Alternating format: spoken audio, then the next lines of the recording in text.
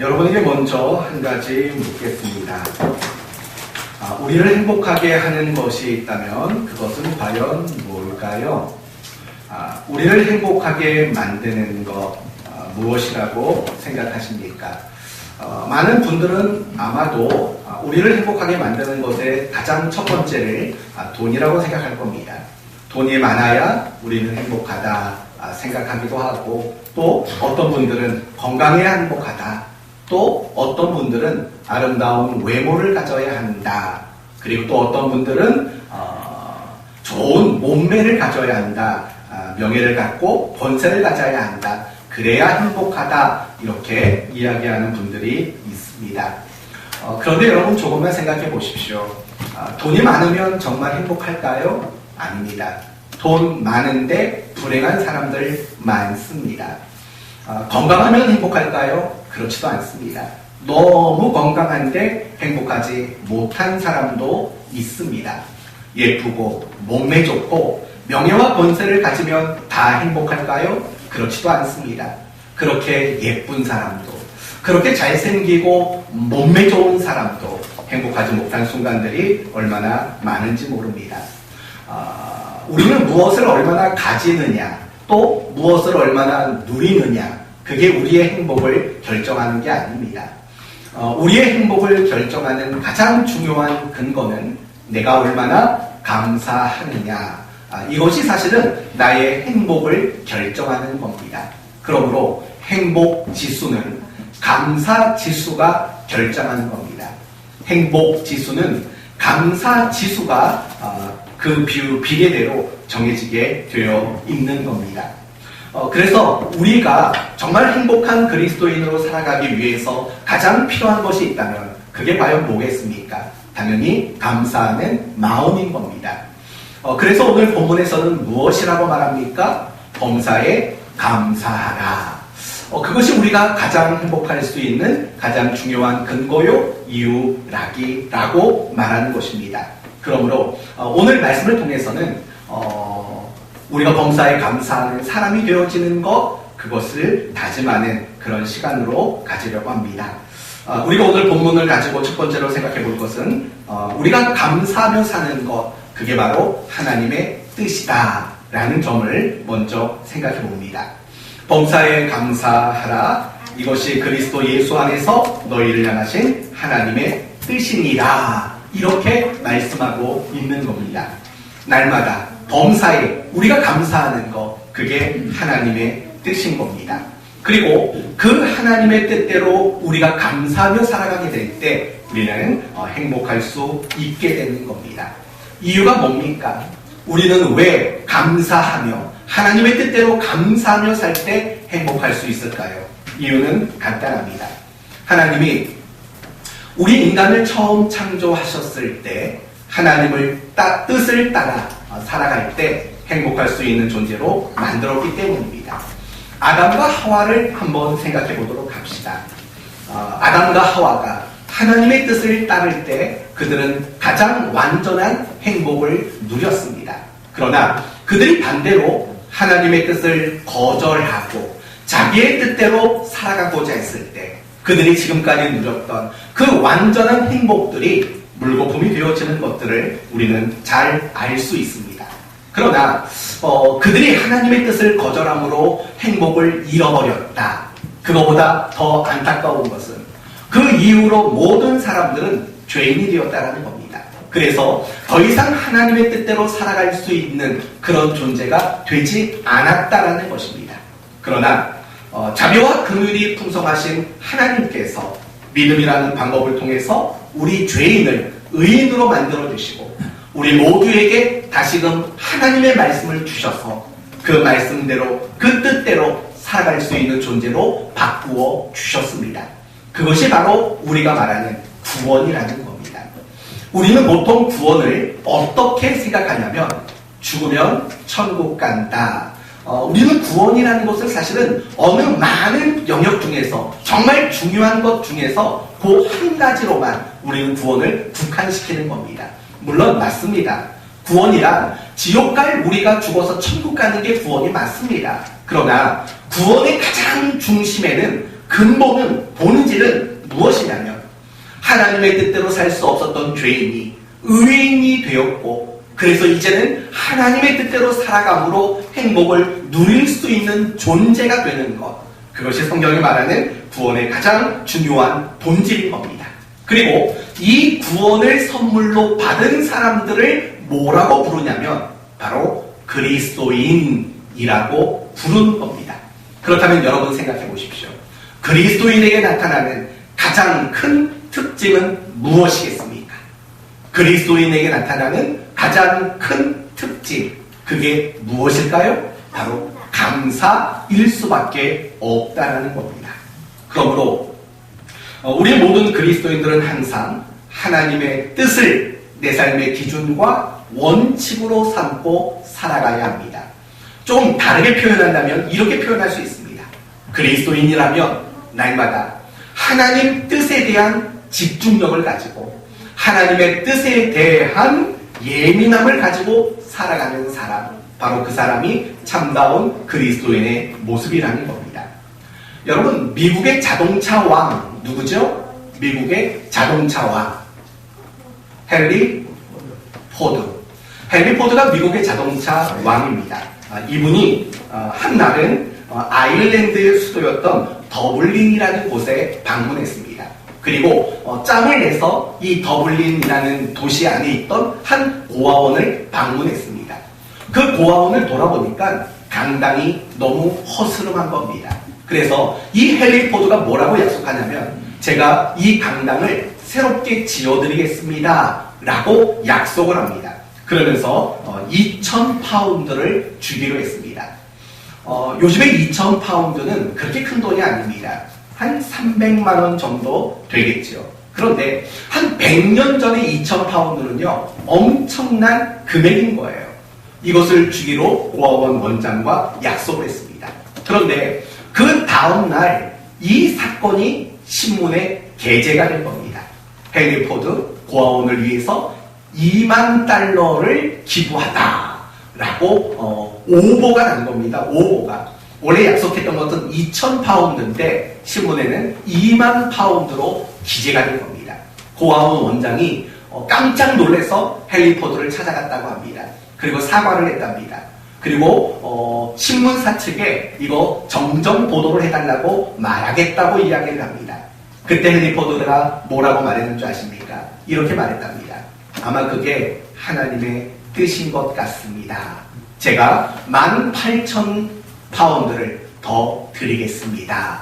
이렇게 이야기하는 이야기가 있다고 합니다. 사실 우리 교회도 그런 일이 가끔씩 있어요. 외부에서 성도들이 우리 교회로 헌금을 하시는 분들이 상당히 많습니다. 매월 5만 원씩, 매월 10만 원씩 정말 우리 교회를 위해서 우리 교회의 귀한 예물을 드리는 손길들이 많아요. 어떤 한 성도가 있었어요. 매달 5만 원씩 우리 교회에 이렇게 귀한 예물을 헌금하는 성도였습니다. 그런데 어느 날 갑자기 50만 원을 입금을 하신 겁니다. 벌써 눈치가 감이 오시죠? 그래서 전화를 드렸죠. 집사님, 집사님인 것까지 얘기하면 안 되는데 아무튼 박 집사님, 박 집사도 얘기하면 안 되는데 아무튼 집사님 헌금이 이렇게 잘못 들어온 것 같습니다. 매달 이렇게 하셨는데 이번 달에는 50만 원이 헌금이 됐습니다. 그랬더니 그분이 놀라는 거예요. 제가 5만 원 한 게 아닌가요? 놀라시는 거예요. 그 순간 제가 당황스러운 거예요. 제가 거실로 드리겠습니다. 이렇게 말을 해야 되나? 아니 매달 5만 원씩 하시는 분이 50만 원 했으니까 그리고 본인이 그걸 착각을 했으니까 뭐 어쩔 수 없죠. 그래서 순간 지혜를 발휘했죠. 어떡할까요? 이게 지혜인지 뭔지 모르겠지만 아무튼 어떻게 할까요? 제가 다시 보내드릴게요. 이렇게 얘기를 했죠. 그랬더니 그분이 헨리 포드랑 똑같은 말을 하는 거예요. 그게 하나님 뜻인가 봅니다. 제가 다 드리겠습니다. 교회 앞에 다 드리겠습니다. 그렇게 얘기를 하시는 거예요. 여러분, 사실은 우리가 그리스도인이라면요, 그런 하나님 뜻에 대한 집중력이 사실은 필요한 거예요. 그 집중력과 또 그 예민함이 사실은 우리 모두에게 있어야만 하는 거예요. 내가 뭘 하든지 간에요. 과연 이게 하나님의 뜻인가? 내가 가지고 있는 생각들, 내가 가지고 있는 마음들, 내가 행동하는 이 행동들, 내 삶의 방법들, 모습들, 이런 것들을 가지고요. 늘 내 자신을 점검해야 돼요. 내가 정말 하나님 뜻 안에 내가 그 정도를 내가 지금 걷고 있는 건가? 내가 정말 하나님 뜻 안에 머물러 있는 게 맞는가? 내가 지금 이 일을 하고자 하는 것이 하나님의 뜻이 맞는가? 사실은 우리는 늘 물어야 돼요. 물어야 되고 점검해야 되고 우리는 늘 고민해야 되고, 그리고 더 중요한 것은 그게 하나님의 뜻이라면 그 하나님의 뜻을 선택하고 그 하나님의 뜻을 따라 나아갈 수 있는 그런 성도가 되어야 되는 거죠. 그게 그리스도인이라고 말할 수 있는 겁니다. 왜 감사해야 하냐고요? 오늘 성경은 우리에게 너무나도 분명하게 이야기하고 있어요. 범사에 감사하라. 이것이 너희를 향하신 하나님의 뜻입니다. 우리가 감사하는 것은 하나님의 뜻이에요.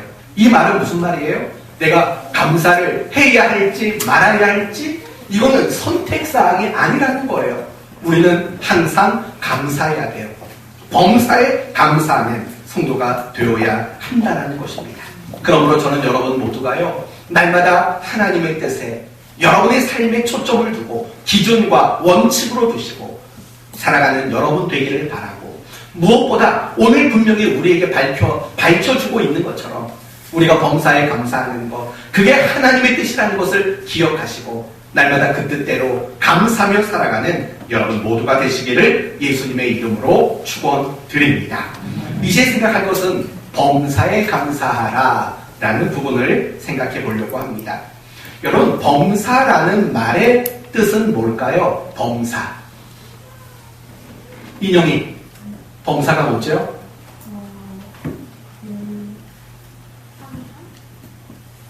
응?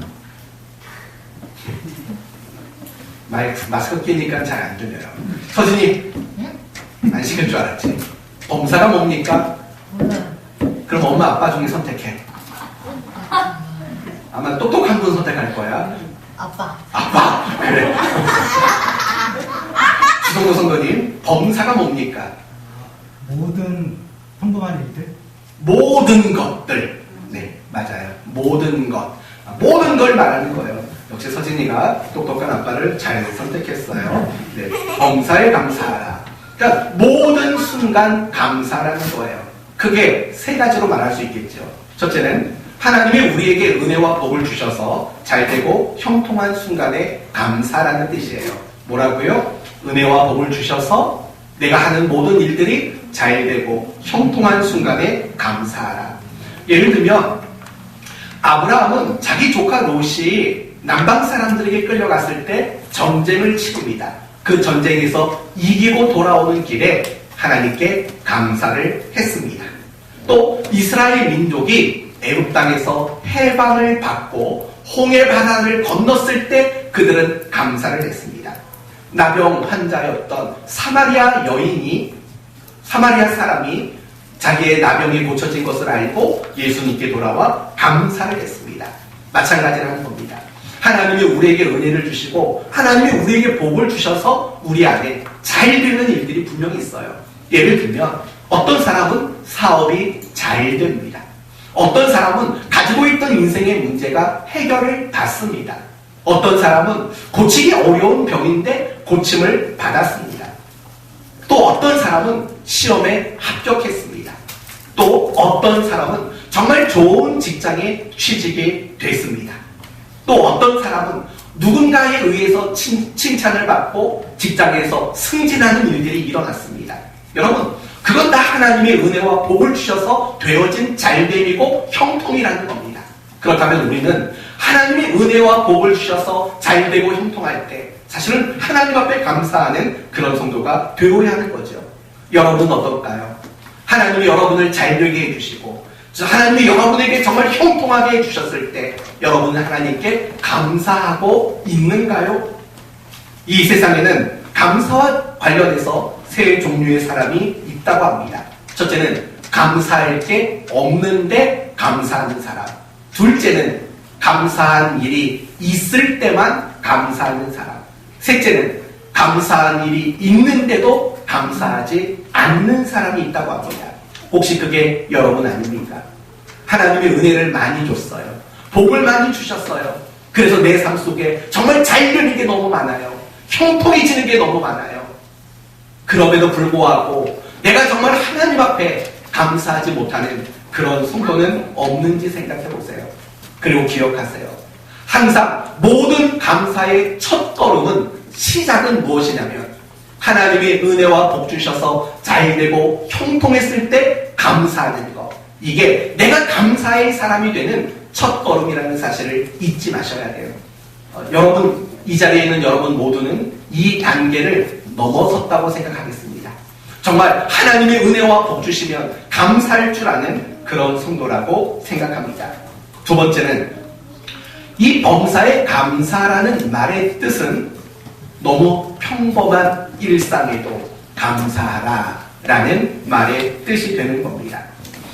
우리가 살아가는 95% 이상은 매일 거의 똑같은 일을 하며 살아갑니다. 정해진 시간에 일어나고 정해진 대로 우리는 행동하며 거의 똑같은 매일을 반복하며 우리는 살아갑니다. 아침에 눈을 뜨고 일어납니다. 우리는 사실은 그것도 감사해야 됩니다. 하루에 3끼를 꼬박꼬박 챙겨 먹습니다. 그것도 우리는 감사해야 됩니다. 커피를 마십니다. 감사해야 합니다. 저는 주일이면 우리 성도들을 향해 이런 생각이 듭니다. 커피를 진짜 좋아하나 보다. 이 주일 예배 끝나고 가면 이 커피 그릇이 한 6, 7개씩은 항상 재활용품에 담겨져 있는 걸 보면 커피 정말 좋아하는구나. 이유가 뭘까? 이유는 정해져 있더라고요. 사모 때문에 그래요. 사모가 커피 정말 좋아합니다. 아침에 눈 뜨고 일어나면 제일 먼저 하는 일이 커피 타먹는 일입니다. 식사하면 어김없이 커피를 다 드십니다. 그리고 잠자기 전에도 안 먹나요? 잠자기 전에는? 요즘에는 안 먹나 봅니다. 아무튼 커피를 사모가 좋아하니까 성도들이 좋아하는 게 아닌가라는 생각이 드는데, 아무튼 내가 커피를 마시는 것도 정말 감사할 일이에요. 내가 대소변을 왜 이런 말만 나오고 웃음이 나오는지 몰라요. 내가 잘 먹기도 하지만 잘 배설하기도 하는 거, 그것도 사실은 굉장히 감사한 거예요. 그거 말고도 내가 학교에 가는 거, 직장 생활을 하는 거, 계절마다 옷을 갈아입는 거, 예배 드릴 교회가 있다라는 거, 사실은 너무 평범한 거잖아요. 이런 것들조차도요, 사실은 우리는 감사해야 하는 겁니다. 그런데 사실은 우리는 이런 일상의 평범한 것들로 인해서 감사하는 삶을 살아가지 못할 때가 많아요. 이유가 뭔지 아세요? 감사한 것이라고 생각하지 않는 거예요. 그러면 일상의 평범한 것들을 우리는 왜 감사한 것으로 생각하지 못할까요? 이유는 간단해요. 당연하다고 생각하기 때문인 거죠. 그러나 우리는 이 당연하게 생각하는 것이 얼마나 큰 착각인지 알아야 되는 거예요. 성도 여러분, 당연이라는 게 뭐죠? 당연하다. 이거는 대학교 다니고 있는 친구들한테 물어볼게요. 내용이 당연한 게 뭡니까?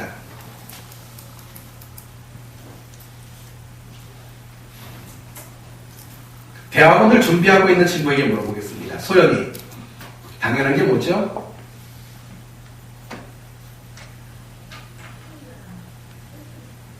그럼 이제 노인대학에 들어가실 우리 문명준 집사님. 네, 당연히 뭡니까?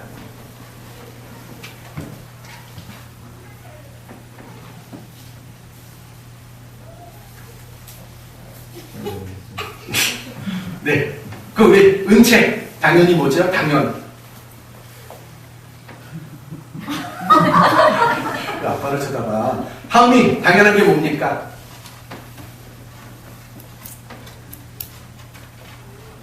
네. 오윤건 집사님 당연한 게 뭡니까?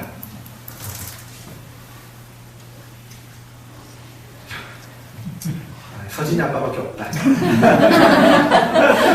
주성근 선생님 당연한 게 뭡니까? 마땅히 그러한 거. 마땅히 그러한 거. 예. 뭐 검색한 거 아니죠? 약간 네이버 냄새가 나는데. 네. 마땅히 그러한 거. 네, 너무 신경 쓰지 마세요. 마땅히 그러한 것. 이 말을 쉽게 말하면, 다르게 말하면 이런 거죠. 모든 사람에게 적용되는 것. 그게 사실은 당연한 겁니다. 이런 거죠. 사람은 아기로 태어난다. 이거 당연한 겁니다. 사람은 먹어야 산다. 당연한 겁니다. 이건 모든 사람에게 적용이 되잖아요. 또 하나, 사람은 언젠간 죽는다. 이거 당연한 거잖아요. 이거 당연한 게 아닌 경우가 없어요. 다 죽으니까. 이런 게 당연한 거예요. 모든 사람들에게 똑같이 적용되는 거. 그게 당연한 거예요. 그러면 여러분, 그런 당연이라는 단어의 뜻을 가지고 여러분의 삶을 생각해 보세요. 아침에 눈을 뜨고 일어났다. 당연한 건가요? 아니에요. 저희 할머니는 주무시다가 돌아가셨어요. 아침에 눈을 못 뜨셨어요. 이건 당연한 게 아닌 거예요. 여러분, 하루에 밥 3끼 잘 챙겨 먹는 거 당연한 건가요? 아니에요. 하루에 한 끼도 채 먹지 못하는 사람들이 사실은 적지 않기 때문이에요. 내가 직장에 다니는 거 당연한 건가요? 아니에요. 직장에 못 다니고 있는 분도 있어요. 내 아이가 대학에 합격했다. 당연한 건가요? 아니에요. 그렇지 못한 사람도 분명히 있다라는 거예요. 이렇게 생각해 볼 줄 알아야 돼요.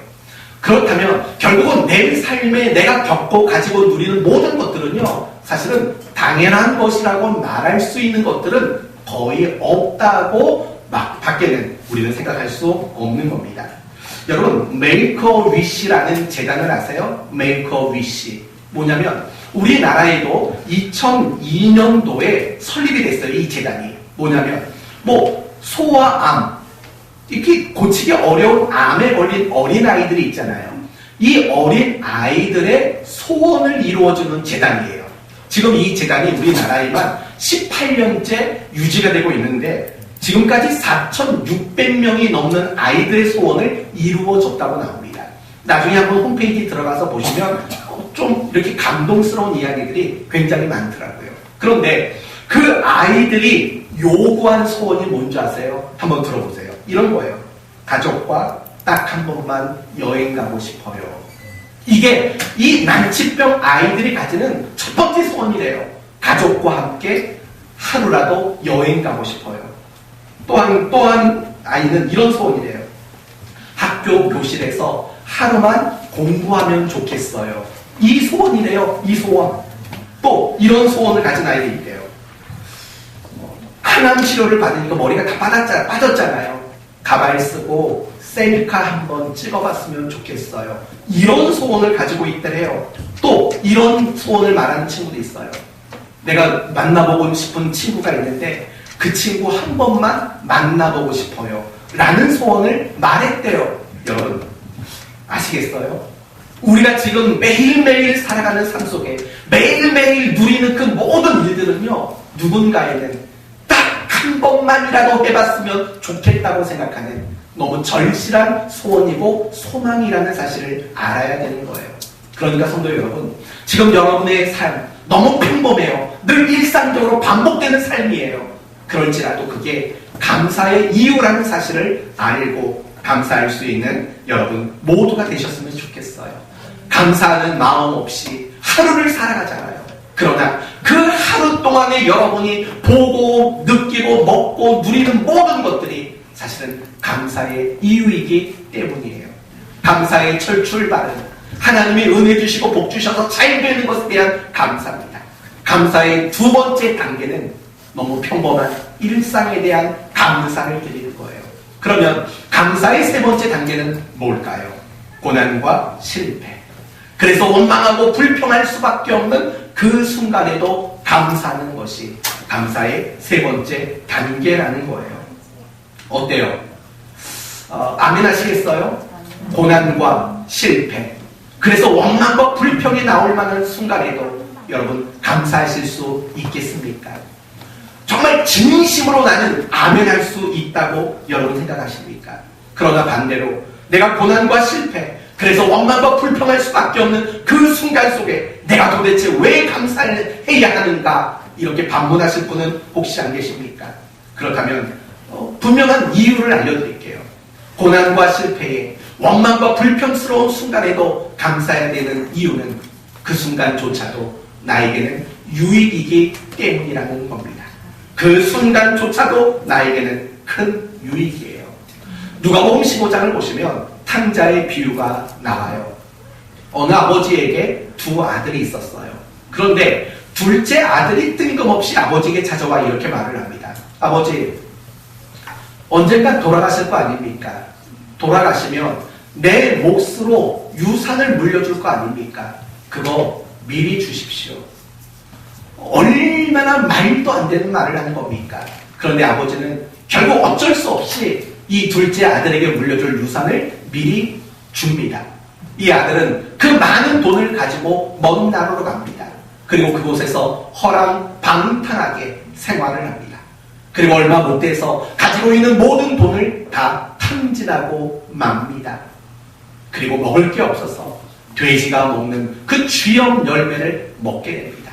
그러나 그것조차도 여의치 않게 됩니다.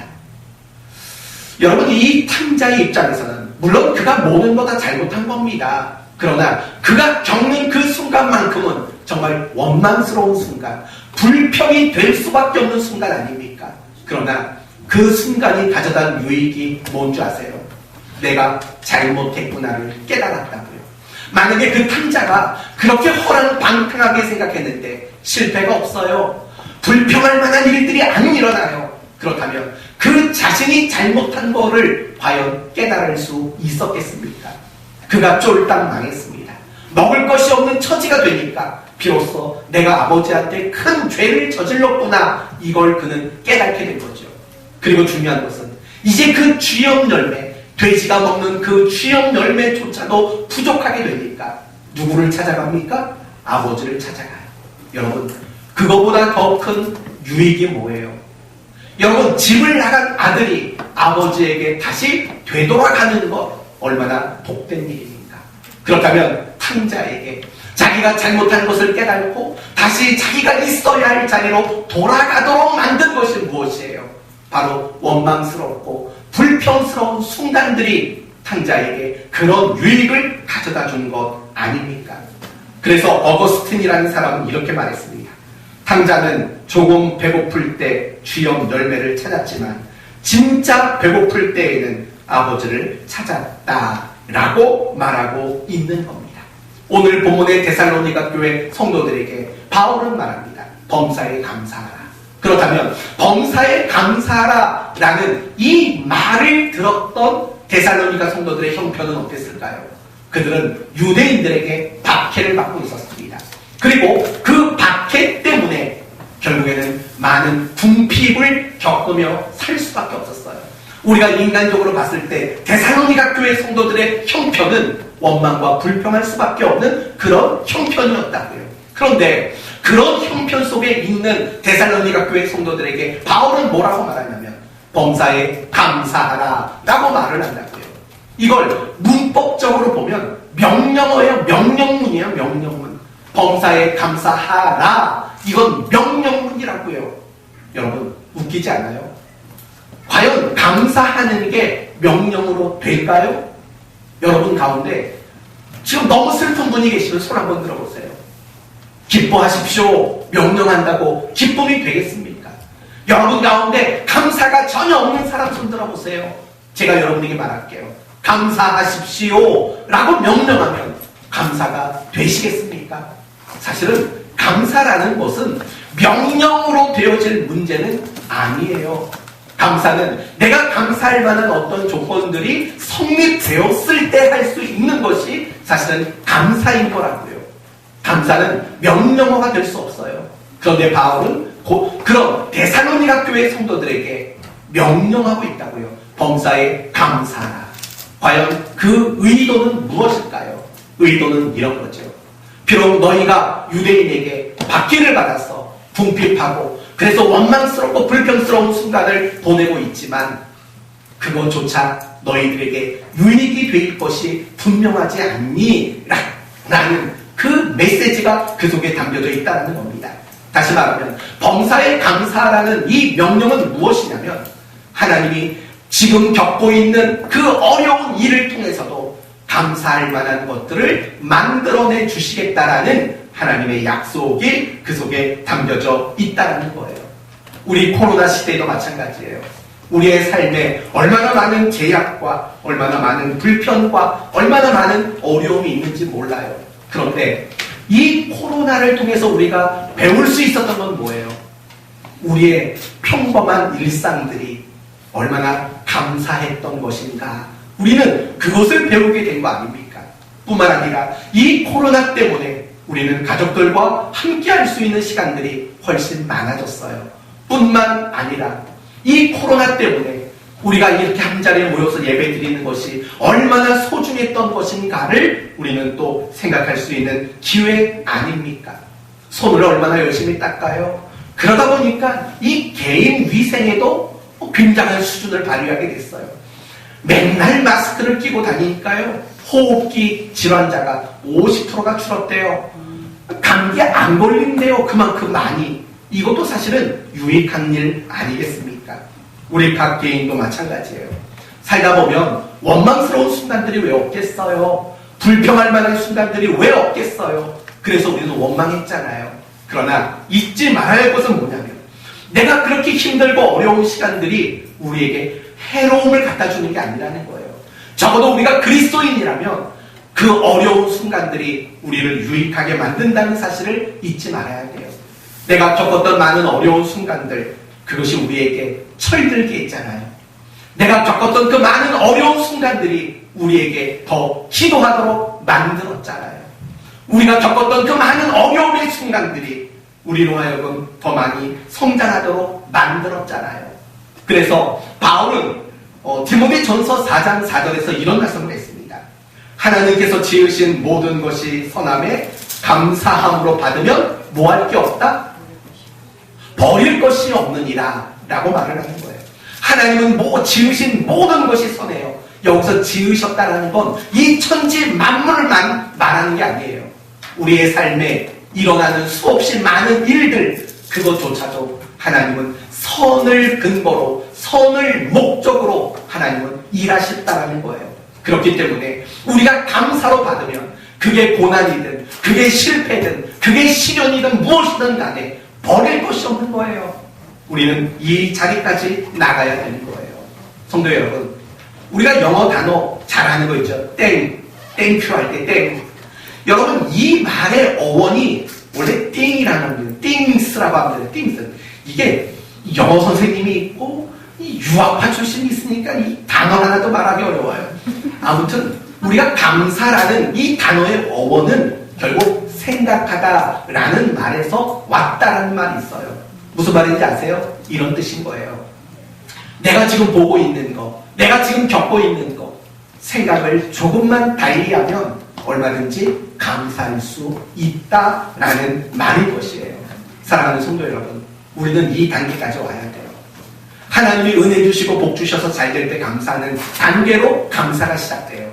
일상의 평범한 것에 대한 감사를 하는 것으로 다음 단계로 넘어가요. 이제는 평범하지 않아요. 고난과 시련과 원망과 불평이 있는 인생의 순간을 살아요. 그 자리까지 감사해야 돼요. 이 자리까지 나가는 여러분이 되셨으면 좋겠어요. 그러나 그게 끝은 아니에요. 또 뭐가 있단 말입니까? 정말 중요한 게 있습니다. 성도 여러분, 우리는 매년 11월 셋째 주일을 추수감사주일로 지킵니다. 우리는 왜 추수감사주일을 지키지요? 내가 추수감사절을 지키는 이유가 뭔가요? 하나님께 감사하려고. 맞는 말입니다. 그러나 절반만 맞는 말이에요. 50점짜리 말이에요. 이제부터 이야기를 잘 들어보십시오. 우리가 추수감사주일을 지킨다는 것은 하나님께 감사하기 위해 지키는 겁니다. 그렇다면 내가 하나님께 감사한다라는 말의 뜻은 뭘까요? 이런 뜻이 되는 거죠.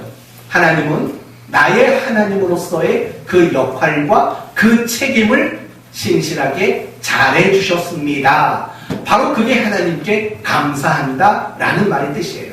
만약에요, 하나님이 하나님으로서 우리에게 그 역할과 책임을 다해주지 않았다면 우리는 하나님께 감사할 이유와 근거가 없는 거죠. 그러나 우리 모두가 하나님께 감사드린다라는 말은 무슨 말이냐면 하나님이 나에게 하나님으로서의 그 역할, 책임을 잘해 주셨습니다 라는 뜻인 거예요. 그러나 중요한 것은 뭐냐면 진정한 감사란 하나님 역할 잘하셨네요, 고마워요, 이게 진정한 감사가 아니라는 거예요. 우리가 추수감사절을 지키는 이유는 뭐냐면 우리 자신을 점검하는 거예요. 어떤 점검이 되냐면 결국 이런 점검이 되는 거예요. 나는 그렇다면 하나님 백성으로서, 나는 그리스도인으로서 내가 해야 될 역할과 책임은 과연 다 했는가? 이걸 하나님이 우리에게 물어보시고 우리가 하나님께 대답하고 점검받는 시간이 결국은 추수감사절이라는 거예요. 여러분 이렇게 생각하면 되지 않겠어요? 하나님은 1년 동안 나에게 하나님으로서 역할을 너무 잘해주셨어요. 그래서 하나님께 너무 감사해요. 그런데 나는 그리스도인으로서 역할을 하지 않아요. 난 그리스도인답게 살지도 않아요. 단지 하나님이 나에게 하나님 역할 잘해주신 것만 가지고 감사를 한다고 생각해 보십시오. 얼마나 염치 없는 감사일까요? 그렇죠? 얼마나 미련한 감사일까요? 이 추수감사주일은 결국 이것을 점검하는 시간이라는 거예요. 하나님은 하나님으로서 역할을 잘했습니다. 이 뒤에 보면 과일과 채소들 많이 있잖아요. 이게 뭐예요? 하나님 역할 잘하셨다라는 증명이라고 해요. 그렇다면 이 시간 여러분에게 하나님은 분명히 물으셔요. 여러분은 올 한 해 동안 그리스도인답게 사셨어요? 여러분은 올 한 해 동안 내가 그리스도인으로서 감당해야 될 그 역할과 그 책임 과연 다 감당해내셨어요? 그걸 하지 않으셨다면 여러분의 감사는 완성된 감사가 아니라는 거예요. 감사의 완성은 내가 그리스도인으로서의 그 역할과 책임을 다하는 자리가 감사가 완성되는 자리라는 것을 잊지 말아야 합니다. 이제 오늘 말씀을 마치겠습니다. 우리가 감사하는 것은 하나님의 뜻입니다. 그래서 그 하나님의 뜻대로 우리가 감사할 때 우리는 행복할 수 있습니다.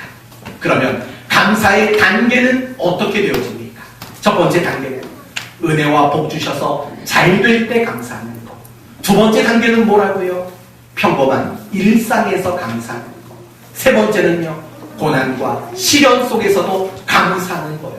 그러나 진정한 감사의 완성은 내가 그리스도인으로서 그 역할과 그 책임을 감당하고 완수해낼 때 그것이야말로 하나님이 우리에게 받아보시기를 원하시는 진정한 감사의 완성이라는 사실을 오늘 이 시간 함께 살펴봤습니다.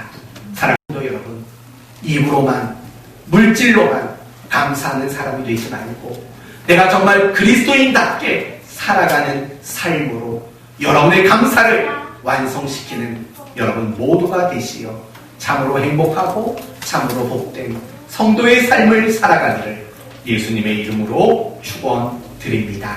아멘. 기도합시다. 하나님 감사합니다. 오늘 이 시간 우리가 감사하는 것이 하나님의 뜻이고 그래서 감사할 때 행복하게 된다고 말씀해 주셨습니다. 하나님의 은혜와 복 주셔서 잘 되는 순간에 감사하고 일상의 평범한 순간에도 감사하고 고난과 시련의 순간에도 감사하는 우리 모두가 되게 하여 주옵소서. 그러나 그것이 감사의 완성은 될 수 없습니다. 진정한 감사의 완성은 하나님이 우리에게 신실하게 하나님 역할 잘해 주셨듯 우리도 그리스도인으로서의 역할을 잘 감당하고 그리스도인답게 살아가는 것, 그것이 감사의 완성임을 함께 보았습니다. 우리 성도들의 삶에 이런 감사가 날마다 넘쳐날 수 있도록 은혜와 복을 더하여 주옵소서. 예수님의 이름으로 기도 올리옵나이다. 아멘.